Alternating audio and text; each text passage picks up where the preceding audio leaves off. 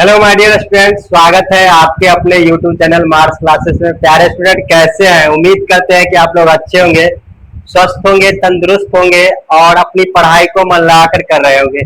तो आज की क्लास जो है होने वाली है वो है एक व्याकरण से संबंधित है। जो हिंदी व्याकरण जो बुक है उससे संबंधित हम लोग आज क्लास को करने वाले हैं, है ना। तो सबसे पहले आप क्या कीजिए, क्लास को शेयर कर दीजिए अपने दोस्तों, भाइयों, बहनों और रिश्तेदारों के साथ। जो है क्लास को आप क्या करें, शेयर कर दीजिए। सबसे पहले जो है शेयर करें इस क्लास को। आप सबसे पहले क्या कर ले, शेयर कर दे, ताकि उन लोगों तक भी ये जो है नोटिफिकेशन चले जाए और वो लोग भी क्लास से जुड़ जाए। क्योंकि आज की क्लास जो है बहुत ही बेहतरीन होने वाली है। जो आज की क्लास जो है परीक्षा के पॉइंट ऑफ व्यू से जो है बहुत ही मजेदार होने वाली है क्लास, है ना। तो सभी भाइयों, बहनों और रिश्तेदारों को आप क्या करें, क्लास को सबसे पहले क्या कर दे, शेयर कर दे, ताकि उन लोगों भी तक भी ये जो है नोटिफिकेशन चले जाए और वो भी जुड़ जाए हम लोगों के साथ। तो मजा आने वाली है आज की क्लास में। आज की क्लास जो होने वाली है वो है हमारा हिंदी व्याकरण से संबंधित क्लास। जो है हिंदी व्याकरण जो होता है, किसी भी बोर्ड एग्जाम की बात कर ले तो वो बहुत ही ज्यादा महत्वपूर्ण होता है। 50-50 कह ले, है ना। 50-50 यानी कि कह ले, इसको हम लोग कहेंगे 50, यानी कि किसी भी एग्जाम में जो है 50% जो है ना क्वेश्चंस जो होती है वो व्याकरण से होती है। तो आज की क्लास जो है वही होने वाला है। तो शेयर कर दिए। उम्मीद है कि हम आप लोग जो है इस क्लास को शेयर कर चुके होंगे। तो हमको आज क्या कि भाषा और व्याकरण, है ना, भाषा और व्याकरण आज हम पढ़ने वाले हैं। क्योंकि पहला जो चैप्टर होती है, और किसी भी बात कर ले, किसी भी बच्चे का जब जन्म होता है ना, तो सबसे पहले जो क्या करता है, बच्चा जो है बोलना सीखता है। और बोलना क्या है भाई, तो बोलना है आपका भाषा है ना। प्यारे स्टूडेंट, आपकी भाषा है ये। सबसे पहले आप लोग ध्यान देंगे इस बात को। तो आप क्या है, आज जो है हम लोगों को पढ़ने वाले हैं वो है हमारा भाषा जो चैप्टर है उसकी बात करने वाले हैं। व्याकरण की बात करने वाले हैं, है ना। व्याकरण में हिंदी व्याकरण क्या होती है उसकी बात करने वाले हैं। भाषा क्या होती है वो बात करने वाले हैं। तो आप जो है ना इस क्लास को अच्छे से कर ले। ये क्लास सिर्फ क्लास 10 के लिए नहीं है इम्पोर्टेंट, ये क्लास जो है क्लास 6 to 12 के लिए पढ़ने वाले हैं। यानी कि आज जो है 12 के बच्चों के लिए भी ये जो है बहुत ही मजेदार क्लास होने वाली है ना। तो उम्मीद करते हैं कि आप लोग इस क्लास को शेयर कर दिए होंगे अपने भाइयों, बहनों, रिश्तेदार जो भी है आपके, है ना, सबके साथ। ABCD जितना भी है सबके, है ना, सबको आप क्लास को क्या किए होंगे, शेयर कर दिए होंगे। हमें इस बात का उम्मीद है ना। तो आज जो है हम लोग क्या करने वाले हैं वो है हमारा हिंदी व्याकरण, है ना। जो हर एक क्लास के लिए इम्पोर्टेंट है, परीक्षा के पॉइंट ऑफ व्यू से बहुत ही महत्वपूर्ण है। जो हमेशा इस चैप्टर से हम कह रहे हैं ना, दो चार क्वेश्चन जो है ऑब्जेक्टिव हो जाएगा। सब्जेक्टिव की बात कर ले वो होने वाली है, और 12 क्लास के लिए भी बहुत ही महत्वपूर्ण होने वाली है। तो हम लोग आज कक्षा 6 to कितना 12 तक की क्लास के लिए जो है व्याकरण पढ़ने वाले हैं। हिंदी व्याकरण चैप्टर जो है बुक आती है उसकी बात करने वाले हैं। तो यहाँ पे आप पढ़ेंगे, यहाँ पे आपको क्या मिलने वाली है, आपको क्या सब मिलने वाला है। तो आप कहेंगे क्या, आपको जो है मिलने वाला है परिभाषा। जो है हम पढ़ेंगे, यहाँ पे परिभाषा पढ़ेंगे, है ना। सबसे पहले आप ये बात ध्यान रखिए, हम जो पढ़ाते हैं वो परीक्षा के पॉइंट ऑफ व्यू से ही पढ़ाते हैं। हर एक बच्चे के लिए जो परीक्षा से रिलेटिव जो क्वेश्चंस होती है आने वाली जो होती है, उसी पॉइंट को हम लोग क्या करते हैं यहाँ पे रखते हैं, है ना। फालतू की चीजों को हम लोग यहाँ पे हम जो है नहीं रखते हैं। तो सरल भाषा में हम बताएंगे आपको। मजेदार क्लास होगा आपका, है ना। तो सरल भाषा में है, संपूर्ण जो व्याख्या होगी वो पूरा का पूरा सरल भाषा में हम लोग पढ़ेंगे आज, है ना। वो होगा हमारा परिभाषा। हम लोग पढ़ेंगे भाषा की परिभाषा क्या होती है उसके बारे में जानेंगे। भाषा के रूप क्या होता है उसके बारे में हम लोग पढ़ेंगे। व्याकरण की परिभाषा देखेंगे। उसके बाद जो है भाषा और व्याकरण से संबंधित कुछ महत्वपूर्ण प्रश्न होती है उसके बारे में हम लोग पढ़ेंगे। उसके बाद सभी परीक्षाओं के लिए उपयोगी है। हर एक परीक्षाओं के लिए आपको क्या होने वाली है, उपयोगी होने वाले हैं। उम्मीद करते हैं कि आप लोग क्लास को शेयर कर दिए होंगे, है ना। और परीक्षा में क्या है, 100% मददगार होने वाला है। ये परीक्षा जो है उसमें 100% मददगार होने वाला है। पूरा का पूरा आपको मिलेगा यहीं से, है ना। तो चलिए हम लोग क्लास को बिना टाइम को गवाए हुए अपने पहला जो पॉइंट हम लोग को दिख रहा है वो है हमारा भाषा। भाषा एक्चुअली में भाई होता क्या है वो आप समझे। किसी भी बच्चे का यदि जन्म होता है तो सबसे पहले जो है बच्चा क्या बोलता है अपनी जब जन्म होता है उसकी हम बात कर रहे हैं, उस टाइम की हम बात कर रहे हैं। तो वो समय जो होता है ना वो व्यक्ति जो है यानी सॉरी वो बच्चा जो है वो क्या बोलेगा, या तो माँ शब्द बोलता है या पापा शब्द बोलता है या दादा, सबसे पहला बार जो बोलता है उसी को हम लोग कहते हैं एक प्रकार से भाषा, है ना। उसी को हम लोग एक प्रकार से क्या बोलेंगे, भाषा है। जो हम अपनी अपनी वाणी को किसी दूसरे तक पहुंचाते हैं उसको हम लोग बोलते हैं भाषा, है ना। चलिए देखते हैं। तो सबसे पहला पॉइंट क्या दिख रहा है, सबसे पहला पॉइंट दिख रहा है कि संपूर्ण इतिहास यानी उत्पत्ति कहाँ से हुआ, भाषा की उत्पत्ति कहाँ से हुई, इसके बारे में हम लोग देखते हैं। तो भाषा जो है ना, एक्चुअली में भाषा की उत्पत्ति जो है इसकी उत्पत्ति जो है, भाषा की उत्पत्ति जो है कहाँ से हुआ है, तो संस्कृत के भाष धातु से हुआ है। कहाँ से हुआ है, तो आप कहेंगे क्या कि ये जो हमारा भाषा जो है इसकी उत्पत्ति हुई है, किससे हुई है भाई, तो आप कहेंगे बाबू इसका जो है उत्पत्ति कहाँ से हुआ है, तो संस्कृत के भाष धातु से हुआ है। कहाँ से हुई है बाबू, तो हम कहेंगे संस्कृत के भाष धातु से हुआ है ना। तो भाषा जो है इसका अर्थ हो गया यानी परिभाषा एवं उत्पत्ति कहाँ से हुई उसके बारे में हम लोग इसमें पढ़ने वाले हैं। तो शाब्दिक उत्पत्ति जो दिख रहा है पॉइंट नंबर हमारा यहाँ जो है वो कह रहा है क्या, भाषा की उत्पत्ति एक्चुअली में हुआ कहाँ से है, तो भाषा शब्द संस्कृत की भाष धातु से बना है जिसका अर्थ जो होता है एक्चुअली में होता है बोलना, है ना।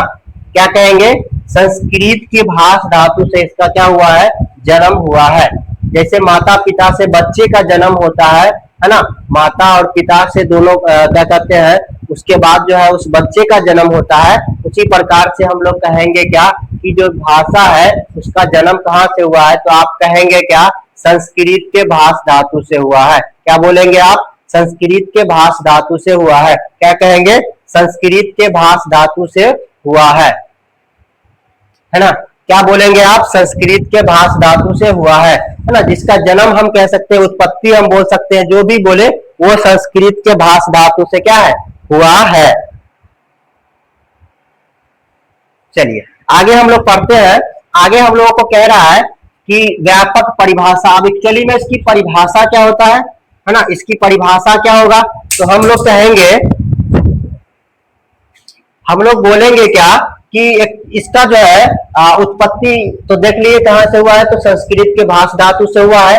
उसके बाद जो है परिभाषा में हम लोग क्या पढ़ेंगे, इसका जो परिभाषा है उसको हम लोग देखते हैं। तो लिखा है कि भाषा वह सांकेतिक एवं अध्यात्मक ध्वनात्मक माध्यम है जिसके द्वारा मनुष्य अपने विचारों को, किसको, विचार को, भावों को या इच्छाओं को और उसकी संवेदना, जो संवेदना होती है उसकी बात किया जा रहा है ना, उसकी बात किया जा रहा है, उस संवेदना की बात किया जा रहा है। तो संवेदनाओं का समाज में मौखिक या लिखित रूप से आदान प्रदान करता है। या तो समाज में क्या करोगे आप, किसी चीज को लिख को दोगे या क्या करोगे आप बोल के बताओगे, यही होता है ना। तो भाषा वह माध्यम है, लिखेंगे कि भाषा वह माध्यम है जिसके द्वारा हम अपनी बातों को बोलकर, लिखकर तथा पढ़कर किसी व्यक्ति के द्वारा लिखकर, बोलकर तथा समझ लेते हैं, उसी को हम लोग क्या कहते हैं, भाषा कहते हैं। एक परिभाषा यह भी हो सकता है, लिखेंगे क्या, आप कहेंगे क्या, भाषा वह माध्यम है जिसके द्वारा हम अपनी बातों को बोलकर किसी दूसरे व्यक्ति तक तथा दूसरी बातों को दूसरे के व्यक्ति को सुनकर समझ लेते हैं या हम लिख कर किसी दूसरे व्यक्ति तक पहुंचाते हैं और वो व्यक्ति क्या कर लेता है, पढ़कर समझ लेता है, उसी को भाषा कहते हैं। तो भाषा वह माध्यम, सबसे पहले आसान परिभाषा हम ये बताते हैं कि भाषा वह माध्यम है जिसके द्वारा हम अपनी बातों को बोलकर, पढ़कर तथा दूसरी की बातों को सुनकर समझ लेते हैं, उसी को हम लोग भाषा कहते हैं। या ये भी परिभाषा आप क्या कर सकते हैं, लिख सकते हैं। तो भाषा वह सांकेतिक एवं क्या है, ध्वनात्मक माध्यम है जिसके द्वारा मनुष्य विचारों को, भावों को, इच्छा, किसके अंदर क्या इच्छा है उसके बारे में जान जाता है, क्या भाव है उसके बारे में जान जाता है, या एक दूसरे के क्या विचार है उसके बारे में जान जाता है, उसी को हम लोग क्या कहते हैं, भाषा कहते हैं। यहाँ तक समझ में आ रहा है, चीजें क्लियर है। अगर चीजें क्लियर है तो आप लोग एक बार थंबनेल करेंगे, है ना। चलिए आगे हम लोग देखते हैं। तो भाषा का मूल आधार, हमारा अगला जो टॉपिक है वो है भाषा का मूल आधार, तो ध्वनि है ना। भाषा का मूल आधार क्या है, तो आप कहेंगे ध्वनि है, यानी कि ध्वनि से ही क्या बना है, उत्पत्ति हुआ है किसका, तो भाषा का उत्पत्ति हुआ, आया है कहां से, तो ध्वनि से ही भाषा आया है। तो भाषा की सबसे छोटी इकाई वर्ण या ध्वनि है ना कहलाता है। भाषा की सबसे छोटी इकाई को आप लोग क्या कहेंगे, वर्ण कहेंगे। इससे छोटा कहीं नहीं होता, कुछ भी नहीं होता है, वर्ण से छोटा कुछ नहीं होता है। आप कहेंगे कि भाई वर्ण क्या है, ये भी तो प्रश्न हो सकता है, उठ सकता है ना कि वर्ण क्या है। एक्चुअली में वर्ण को हम लोग क्या बोलते हैं, तो हम लोग कहेंगे कि वर्ण जो है हम लोग लिखते हैं ना, अ से लेके ज्ञा तक लिखते हैं। कोई भी वर्ण की हम बात करें, जैसे हमारा अ हो गया है ना, स हो गया है ना, ट हो गया, व हो गया, ये सब क्या है एक्चुअली में बाबू, ये सब वर्ण है। इसको आप तोड़ोगे ना तो ये नहीं टूटेगा, इसको आप तोड़ोगे है ना, अ को तोड़ोगे, इसको आप तोड़ोगे तो ये नहीं टूटेगा। कोई साउंड होता है, आवाजें जो होती है उसकी अगर बात कर ले हो ना, वो सब क्या होता है, हमारा वर्ण है ना, यही वर्ण है। इसको हम लोग क्या है, नहीं तोड़ सकते, समझ रहे हैं बात, इसको आप क्या कर सकते हो, नहीं तोड़ सकते हो। अब आगे लिखा है कि सार्थक इकाई। अब दो वर्ण को जब मिलाते हैं ना, दो वर्ण को जब मिलाते हैं तो एक शब्द का निर्माण होता है, ठीक। अब तो ये कैसे होगा, है ना। एक तो हम लोग सीखे क्या कि भाषा किसको कहते हैं, तो सबसे पहला बात तो हम लोग देख लिए कि भाषा संस्कृत के भाष धातु से आया हुआ है, जिसका शाब्दिक अर्थ होता है बोलना, है ना, जिसका शाब्दिक अर्थ क्या होता है, बोलना। उसके बाद हम लोग पढ़े क्या कि भाषा का परिभाषा पढ़े, कि भाषा का परिभाषा होता क्या है एक्चुअली में, तो भाषा वह माध्यम है जिसके द्वारा हम अपनी बातों को बोलकर पढ़कर या लिखकर समझ लेते हैं, उसी को हम लोग भाषा कहते हैं। या ये भी आप लिख सकते हैं कि भाषा वह सांकेतिक व ध्वनात्मक माध्यम है जिसके द्वारा मनुष्य अपने विचारों, भावों, इच्छाओं या संवेदनाओं को समाज में मौखिक, लिखित या रूप में क्या करता है, आदान प्रदान करता है, यानी एक दूसरे के पास भेजने का काम करता है, उसी को हम लोग भाषा कहते हैं, ठीक है। उसके बाद हम लोग पढ़े, दूसरा पॉइंट में पढ़े हैं कि भाषा का मूल आधार क्या है। तो भाषा का मूल आधार आपसे पूछेगा परीक्षा में, ये प्रश्न रहता है कि भाषा का मूल आधार क्या है, तो आप क्या कहोगे, ध्वनि कहोगे, जिसको इंग्लिश में साउंड बोलते हैं। क्या कहोगे आप, साउंड बोलते हैं इंग्लिश में, और उसको बोले वो क्या आप हिंदी में बोला जाता है ध्वनि, ठीक है। तो हम लोग क्या पढ़े आगे, ध्वनि क्या होता है उसके बारे में हम लोग पढ़ लिए कि भाषा का मूलाधार ध्वनि हो गई। भाषा का सबसे छोटी इकाई की बात करें तो वो होता है आपका वर्ण होता है, या ध्वनि भी बोल सकते हैं। कहीं कहीं पे आपको परीक्षा में मिलेगा कि भाषा की सबसे छोटी इकाई को क्या कहते हैं, तो आप कहेंगे क्या, वर्ण कहेंगे। अब हम वर्ण की बात कर ले तो वर्ण क्या होती है, तो वर्ण होती है ये अ से लेके ज्ञ तक जो भी हम अक्षर को लिखते हैं उसी को हम लोग बोलते हैं क्या, ये बोलते हैं वर्ण। वर्ण को ही आप लोग कहेंगे क्या, इसको भी अक्षर ही बोला जाता है, अक्षर, अक्षर को ही वर्ण कहते हैं, ठीक है। अक्षर को ही वर्ण बोला जाता है, अक्षर को ही क्या कहेंगे, वर्ण कहेंगे। अब कहोगे कि सार्थक इकाई क्या होता है बाबू, तो बाबू देखो सार्थक शब्द कहने का मतलब ये होता है किसी भी वर्ण को मिलाना, दो वर्ण को आप क्या करोगे, जोड़ोगे तो एक शब्द का निर्माण होगा। अब कहोगे कैसे, चलो देखते हैं। हम लोग कहेंगे कि ये जो शब्द है ना, एक्चुअली में ये जो होती है ये होता है आपका दो वर्ण को मिलाने के बाद एक शब्द का निर्माण होगा। आप कहोगे कैसे, तो जैसे हमारा ये ज है ना लिखा हुआ, ज प्लस न बराबर जल बन गया। अब कहोगे तो ये हो गया हमारा शब्द, क्या हो गया ये हो गया हमारा शब्द, और ये हो गया हमारा वर्ण। एक वर्ण ये हो गया और दूसरा वर्ण ये हो गया। दो वर्ण को हम लोग मिला दिए तो क्या बन गया हमारा, एक शब्द का निर्माण हो गया, एक शब्द बन गया, बना ना। तो हम लोग शब्द का परिभाषा भी यहाँ पे अगर हम क्लियर कर सकते हैं तो कहेंगे शब्द किसको कहते हैं, तो शब्द कहेंगे दो या दो से अधिक वर्णों को मिलाने से जो विकार उत्पन्न होता है उसी को हम लोग क्या कहते हैं, शब्द कहते हैं। या हम लोग कह सकते हैं दो या दो से अधिक वर्णों के मेल से बने जो जो शब्द होता है उसी को जो वर्ण दो या दो से अधिक वर्णों को मिलाने से जो जो चीजें बनता है उसी को हम लोग क्या कहते हैं, शब्द कहते हैं। ठीक है, यहाँ तक क्लियर है, समझ में आया? आगे बढ़े, चलिए आगे हम लोग देखते हैं परीक्षा में अक्सर पूछे जाने वाले जो कथन होते हैं उसके बारे में हम लोग आगे पढ़ने वाले हैं। यहाँ से आपको इतना बात समझ में आया है ना? क्लियर है कि कोई किसी को परेशानी नहीं ना? चलिए आगे हम लोग यहाँ से आगे हम लोग बढ़ते हैं तो हम लोगों के आगे दिख रहा है, आगे हम लोग का पॉइंट ये है कि भाषा की मुख्य विशेषता क्या है। यहाँ से सबसे ज्यादा प्रश्न पूछा जाता है, यहाँ से सबसे ज्यादा जो है ना अक्सर अक्सर लिखा हुआ है परीक्षा में अक्सर पूछे जाने वाले कथन हम लोग अभी जो पढ़ने वाले हैं वो हम लोग पढ़ने वाले हैं। अक्सर जो है परीक्षा में पूछे जाता है उसी चीजों के बारे में हम लोग क्या करने वाले हैं, पढ़ने वाले हैं। देखेंगे लिखा है कि भाषा की मुख्य विशेषताएं है ना, कैरेक्टरीज ऑफ द है ना लैंग्वेज, लैंग्वेज मतलब भाषा होती है। अब पहला नंबर जो दिख रहा है वो है अर्जित संपत्ति। अर्जित संपत्ति मतलब क्या होता है, जो पैतृक संपत्ति जो होती है ना उसकी बात किया जाता है। भाषा पैतृक यानी कि पैदाइशी नहीं होती है ना, इसे समाज में रहकर सीखा जाता है। ये जो भाषा हम लोग जो पढ़े हैं वो कोई पैतृक संपत्ति नहीं है बाबू, है ना, कि हम नहीं सीखेंगे फिर भी क्या है हमको आ जाएगा, ये बात नहीं है। ये पीढ़ी दर पीढ़ी चलते नहीं आता है, हम लोग कहाँ सीखते हैं, तो ये बात को समाज में रहकर समझ सीखते हैं। अपने माता पिता, भाई बहन, काका काकी, नाना नानी जो भी है वो सब के सब क्या है, किसी न किसी रिश्तेदार से हम इस चीज को सीखते हैं। इसी को हम लोग क्या बोलते हैं, इसी को हम लोग बोलेंगे अर्जित संपत्ति। यानी कि भाषा एक पैदाइशी नहीं है, ये समाज में रहकर हम लोग सीखते हैं। उसके बाद हम लोगों के सामने दिखा जा रहा है कि सामाजिक संस्था क्या है।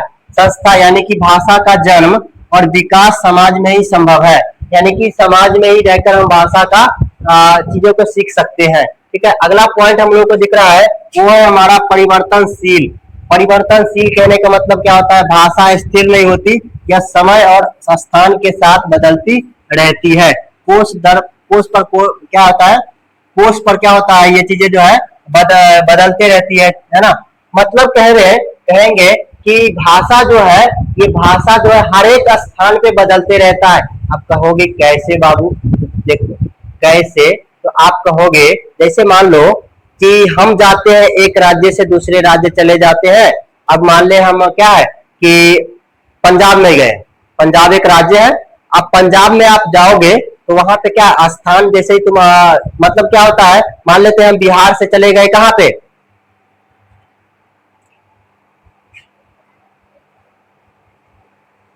बिहार से हम गए राज्य, हमारा पंजाब हो गया, बिहार है, हम राज्य में रह रहे थे।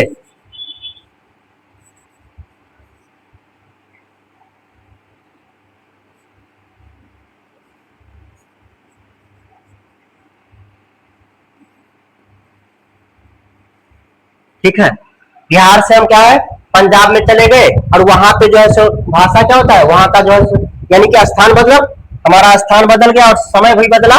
और वहां पे जब जाओगे तो आपका भाषा मिलेगा, अलग अलग भाषा मिले, मतलब पंजाबी भाषा वहां पे बोला जाता है। सबसे ज्यादा जो है पंजाब की भाषा क्या है, इसकी भाषा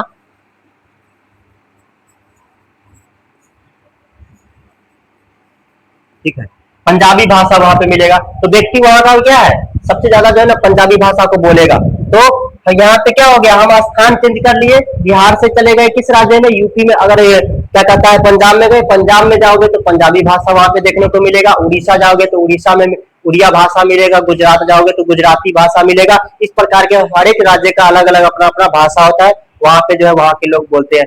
अगर हम अब राज्य से निकलकर हम चले कहाँ पे, अब देश की बात कर ले, है ना, तो सबसे ज्यादा तो एक्चुअली में कहेंगे सबसे ज्यादा जो है ना भारत में भाषा जो है बोली जाती है, वो बोली जाती है हिंदी ही बोली जाती है। पूरा भारत की हम बात कर रहे हैं।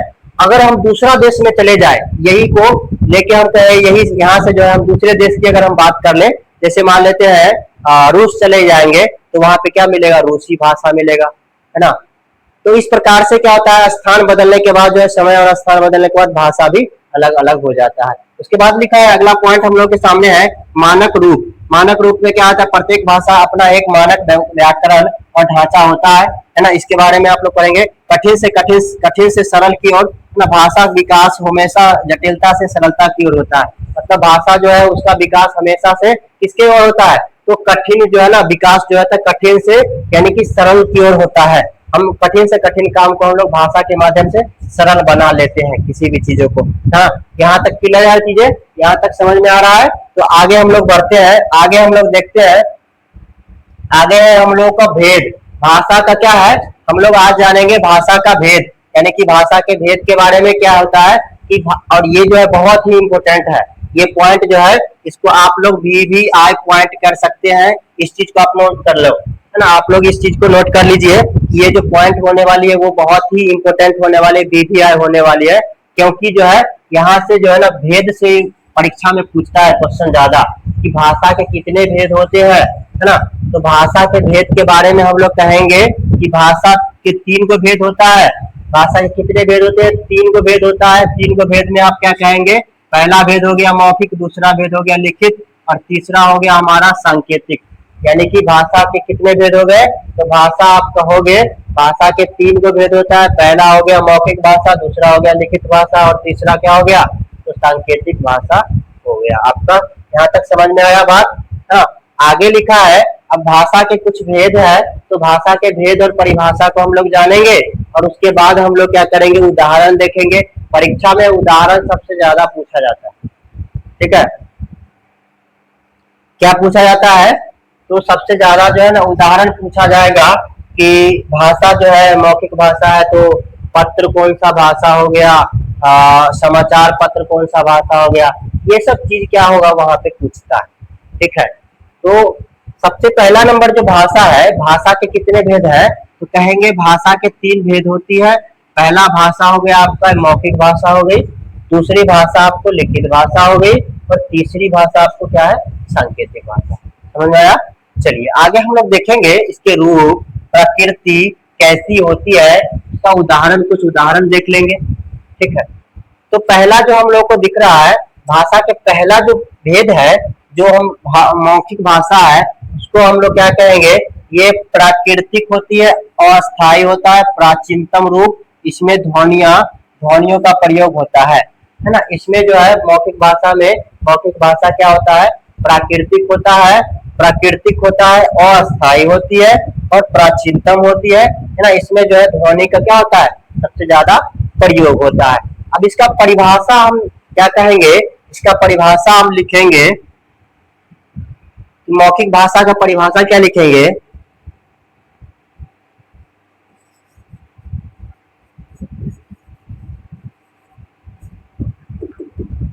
लिखेंगे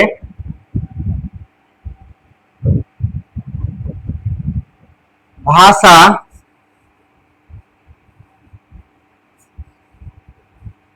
का वह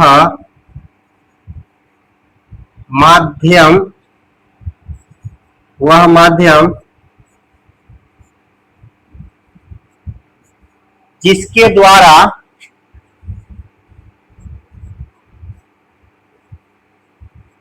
हम अपनी बातों को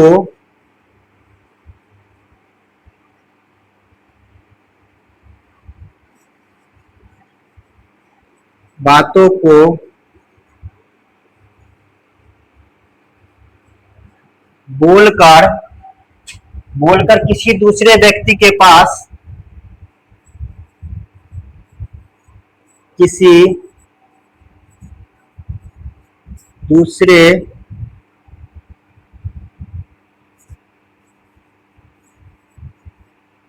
व्यक्ति के पास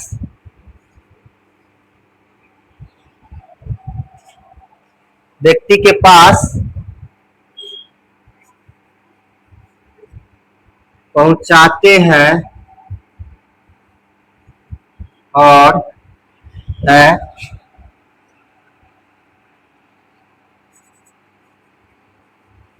और वह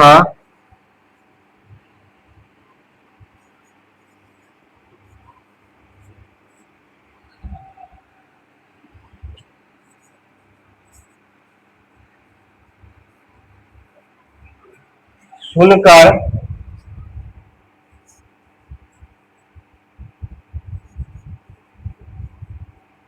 समझता है उसे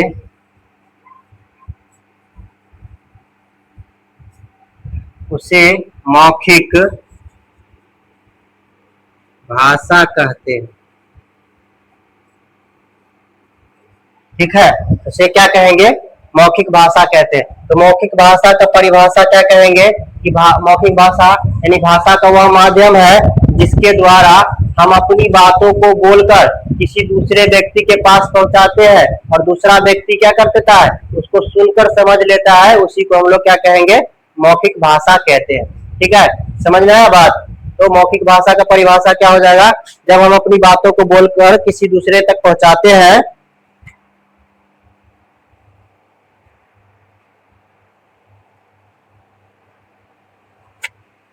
और दूसरा व्यक्ति क्या करता है, उसको सुनकर समझ लेता है, तो उसी को हम लोग क्या कहेंगे? मौखिक भाषा कहते हैं। जैसे हम कहेंगे कि वार्तालाप, भाषण, नाटक, रेडियो, ये सब क्या है? मौखिक भाषा है। क्योंकि वार्तालाप में किसी दूसरे चीज का इस्तेमाल होता है क्या? नहीं होता है ना। हम बोल रहे हैं तो आप क्या कर रहे हो? इस चीज को सुन रहे हो, है ना। सुन के आप क्या कर रहे हो? समझ रहे हो। तो ये मौखिक भाषा हुआ। वार्तालाप जो कर रहे हो क्या है? एक दूसरे से बात करना हुआ ना। जैसे मोबाइल पे हम लोग बात करते हैं ना एक दूसरे से अटैच करके, तो वो बात जो करना हो गया वो भी क्या है? वार्तालाप करना हुआ, वही हुआ। वो मौखिक भाषा में होता है। हम किसी भी भाषण को दे रहे हैं तो वो भाषण भी क्या है? मौखिक भाषा है। नाटक करते हैं तो वो भी क्या है? मौखिक भाषा है। रेडियो जो सुनते हैं, रेडियो पर किसी चीज को सुनते हैं तो वो भी क्या है? मौखिक भाषा हो गया। चलिए हम लोग यहाँ तक आगे हो गया। दूसरा हमारा है, दूसरा नंबर ये है हमारा लिखित भाषा। अब लिखित भाषा किसको कहते हैं? तो लिखित भाषा कृत्रिम होता है, अस्थाई रूप होता है। इसमें लिखित चिन्हों का प्रयोग होता है ना।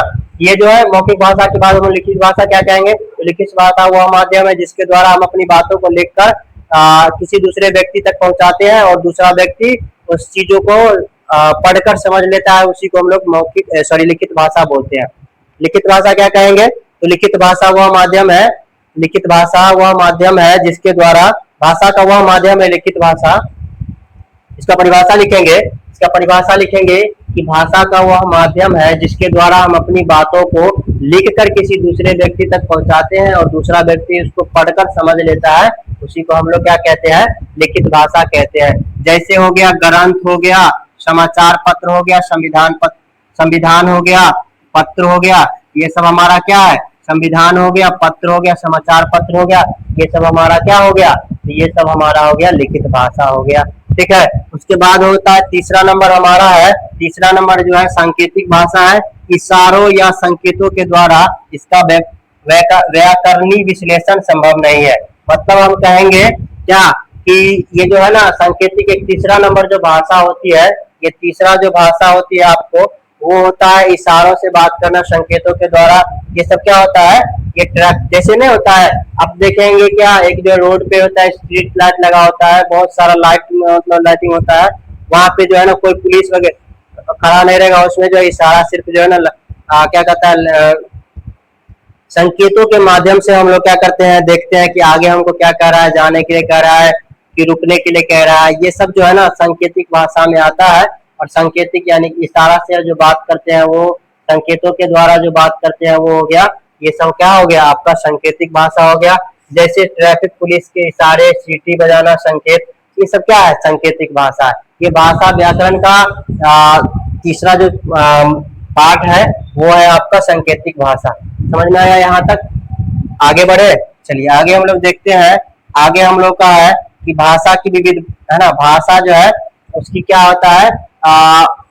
विधि, है ना, प्रशासनिक व सामाजिक रूप, है ना। मातृभाषा क्या होता है? मातृ और राष्ट्रभाषा और राजभाषा और मानक भाषा, इस सब चीजों के बारे में हम लोग क्या करते हैं? देखते हैं। तो भाषा जो है क्या आता है? भाषा के विविध प्रशासनिक एवं सामाजिक रूप है। जिसकी हम बात करें तो मातृभाषा हो गया, राष्ट्रभाषा हो गया, राजभाषा हो गया, मानक भाषा, ये सब क्या है? ये सब इसी में आता है। तो मातृभाषा क्या होता है? एक्चुअली में हम कहेंगे कि बालक अपने परिवार या माँ से जो प्रथम भाषा सीखता है उसी को हम लोग क्या बोलते हैं? मातृभाषा कहते हैं।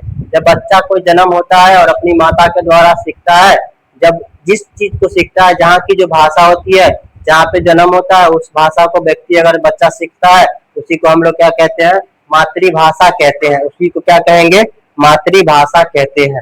ठीक है,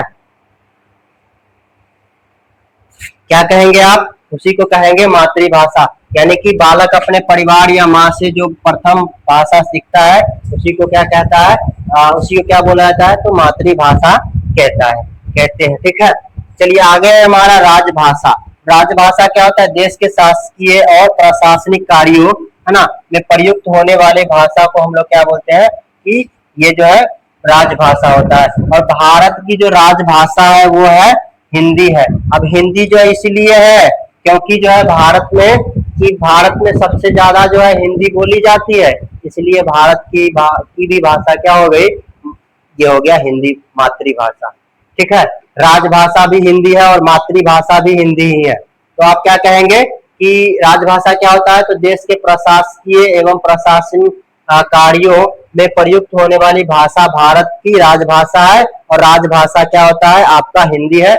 आपसे एक प्रश्न हम पूछेंगे कि सरकारी कामकाज करवाने के लिए आप जाओगे तो कौन सी भाषा का प्रयोग करोगे, तो आप कहोगे क्या कि हिंदी का प्रयोग करेंगे, हिंदी का प्रयोग करेंगे। और दूसरा जो है हम करेंगे वो करेंगे अंग्रेजी का।